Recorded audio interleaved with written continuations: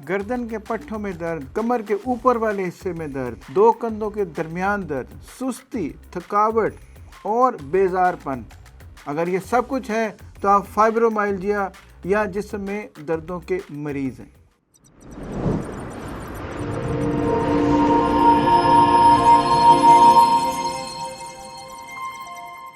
मेरा नाम है डॉक्टर शहजाद करीम। मैं हूं पेन मैनेजमेंट स्पेशलिस्ट। मैं Ozone Clinic, Singapore Medical Centre, Allama Iqbal Town Lahore और IMC hospital DH phase 5 Lahore में अपने फ़राइज़ सर अंजाम दे रहा हूँ। आज हम बात करेंगे फाइब्रोमाइल्जिया के बारे में। फाइब्रोमाइल्जिया से मुराद हुआ आपके जिस्म में मुख्तलिफ़ किस्म की दर्दें जिनका कोई इलाज समझ में नहीं आता, जिनकी कोई वजह समझ में नहीं आती। आज हम देखेंगे कि ये दर्दें हैं क्या, इनकी अलामात क्या हो सकती हैं, इनकी वजूहात क्या होती हैं, इसकी तशख़ीस कैसे की जाती है, इसका इलाज कैसे करते हैं और इससे बचा कैसे जा सकता है। फाइब्रोमाइल्जिया से मुराद ये है कि ऐसी जिस्म में दर्दें जिसका कुछ सुराग नहीं मिलता, जिसका कोई डायग्नोसिस नहीं होता, किसी लैब टेस्ट में, अल्ट्रासाउंड में, CT स्कैन में, MRI में इसका कुछ पता नहीं चलता कि ये दर्दें कहाँ से आती हैं। सारे जिस्म में, ख़ास तौर के ऊपर कमर के ऊपर वाले हिस्से में, गर्दन के नीचे, दोनों कंधों के दरमियान दर्द, सुस्ती, थकावट और बेजारपन रहता है। किसी टेस्ट में नहीं आता। लोग यही समझते हैं कि या ये शख्स बहाने बना रहा है या ये बीबी काम नहीं करना चाहती, इसलिए ये इसको दर्दों की शिकायत करती रहती है। ये बात याद रहे कि ये मर्ज़ आम तौर के ऊपर 20 साल से लेके 50-55 साल की ख़वातीन में सबसे ज़्यादा पाया जाता है। इसकी अलामात में सबसे पहले अभी एक बात याद रखें कि सुस्ती और थकावट रहती है। जिस्म में दर्दें होती रहती हैं, आप काम करें, आप चलें, आप लेटें, आप सोएं, आप उठें, ये दर्दें नहीं जाती। दूसरी अलामत इसकी मूड डिस्टर्बेंस है। मूड ठीक नहीं रहता, बंदा डिप्रेशन में रहता है, उसको सारी दुनिया बुरी लगती है, उसके अपने जिस्म में दर्दें हो रही होंगी, वो रेस्ट भी करेगा, इसके बावजूद उसे ऐसा लगेगा कि मैं सोया ही नहीं हूँ।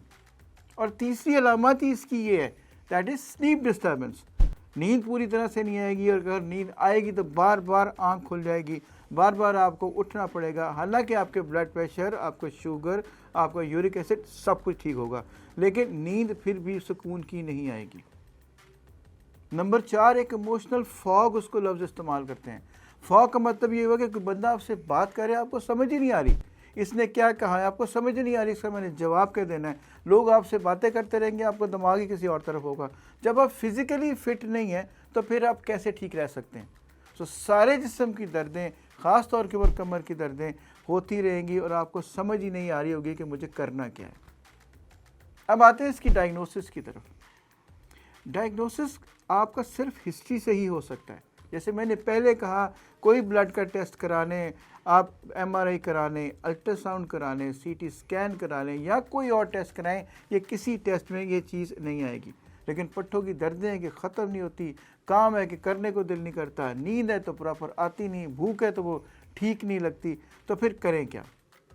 जैसे मैंने आपसे कहा कि बेसिकली ये एक्सक्लूजन का डायग्नोसिस, यानी बाकी चीज़ें जब रूल आउट कर लेते हैं तो आखिरी जो चीज़ बचती है वो फाइब्रोमाइल्जिया ही होता है। और हमारी बेशुमार ख़वातीन जो ख़ास तौर पे घरों में काम करती हैं या ऑफिसेज़ में काम करती हैं, वो इसका शिकार है और उनको इसका हल समझ में नहीं आ रहा होता। अब मैं आपको इसका हल बताता हूँ कि इसका ट्रीटमेंट क्या होता है। इसके ट्रीटमेंट आप 2 तरीके से कर सकते हैं। एक तो हम घर में कर सकते हैं और दूसरा डॉक्टर के पास। घर में अगर आप अपनी डाइट प्रॉपर रखें, थोड़ी सी एक्सरसाइज कर लें, अपने मसल्स को स्ट्रेच कर लें, अपनी डाइट में ख़ास तौर के ऊपर जो तली हुई चीज़ें हैं, जो बाज़ार की चीज़ें हैं, जो फिज़ी ड्रिंक्स हैं, इनका इस्तेमाल छोड़ दें और थोड़ी स्ट्रेचिंग, एक्सरसाइज, थोड़ी सी योगा, वॉक या स्विमिंग, जो भी आप कर सकते हैं इसको करना शुरू कर दें, तो आपकी दर्दें भी बेहतर हो जाएंगी और आपका मूड भी बहाल होना शुरू हो जाएगा। लेकिन अगर आपने सब कुछ कर लिया और इसके बावजूद आराम नहीं आ रहा, तो उसका हल फिर डॉक्टर के पास मौजूद है। आमतौर के ऊपर दर्द दूर करने वाली दवाइयाँ दी जाती हैं ताकि दर्द दूर हो सके, लेकिन अगर उनसे दर्द ठीक नहीं होती तो हमारे पास ओजोन क्लिनिक में इसका हल मौजूद है।